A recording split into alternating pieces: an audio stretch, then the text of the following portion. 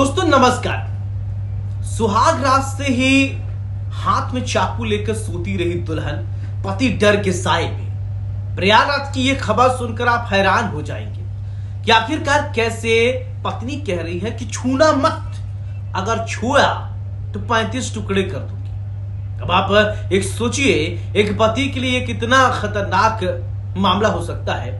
उसे चेतावनी देने वाला कोई और नहीं, उसकी जीवन संगी जिसको वो शादी करके अपने साथ लाता है, साथ जीने मरने की कस्में खाता है, लेकिन पत्नी किसी और के इश्क में पागल थी, किसी और से वो मोहब्बत करती थी। और ये मोहब्बत शादी के बाद इस तरीके जुनून बन गया महिला पत्नी की कि वो अपने पति को ये कहती है कि छूना मत, अगर छुआ तो 35 टुकड़े कर दूंगी।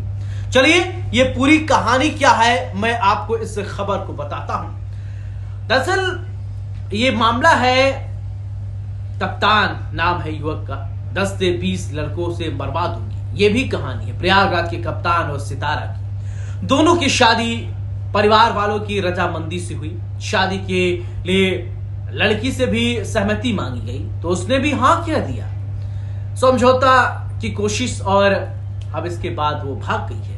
उस समय तो हाँ, लेकिन अब भाग गई। कप्तान और उसके परिवार ने सितारा के घर वालों से बात की। दोनों पक्षों की मौजूदगी में एक लिखित समझौता हुआ। पुलिस और प्रशासन ने न्याय की मांग की है। अब कप्तान का पूरा परिवार पुलिस और प्रशासन से न्याय की गुहार लगा रहा है। दरअसल सुहाग रात के दिन ही पत्नी ने पति को चाकू से 36 टुकड़े करने की धमकी दी। फिर दुल्हन प्रेमी संग फरार हो गई। सदमे में आया परिवार। जानकारी के अनुसार नैनी के राम आश्रय ने अपने बेटे कप्तान निषाद की शादी करछना की रहने वाली लक्ष्मी नारायण की बेटी सितारा से की थी। 30 अप्रैल को शादी रचाई गई। बहू घर में आई। 2 मई को रिसेप्शन रखा गया आयोजन। इसके बाद परिवार राम आश्रय के मुताबिक 3 मई को घर में अचानक उनकी पत्नी और बेटे के कमरे से चीख पुकार की आवाज सुनाई दी। भीतर जाने पर पता चला कि बहू पति के साथ रहना नहीं चाहती है, इनकार कर रही है।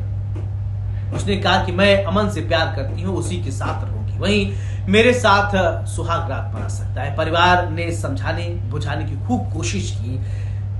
रिश्तेदारों और मोहल्ले वालों की भी मौजूदगी में बैठकी हुई।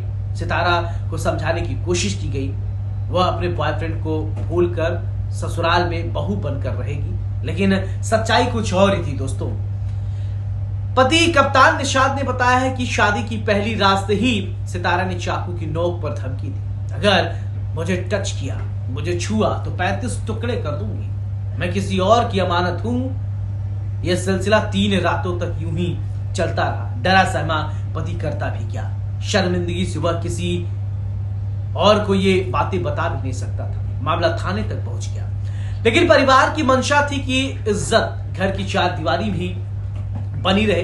पंचायत और समझाइश का दौर चलता रहा। इसी बीच एक रात सितारा घर की 4 दीवारी को फांद कर अपने प्रेमी के साथ रफू चक्कर हो गई, फरार हो गई।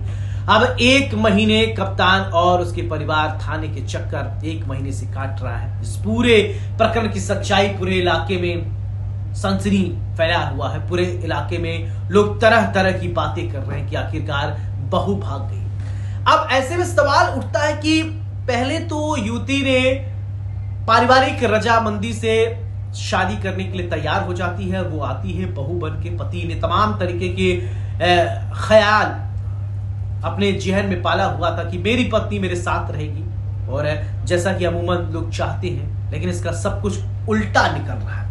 आपको याद है कि अभी कुछ दिनों से मेरठ की, आपको याद होगा, आप जानते होंगे, मेरठ सौरभ हत्याकांड, मुस्कान और साहिल ने किस तरीके से 35 टुकड़े करके पति को ड्रम में डाल दिया।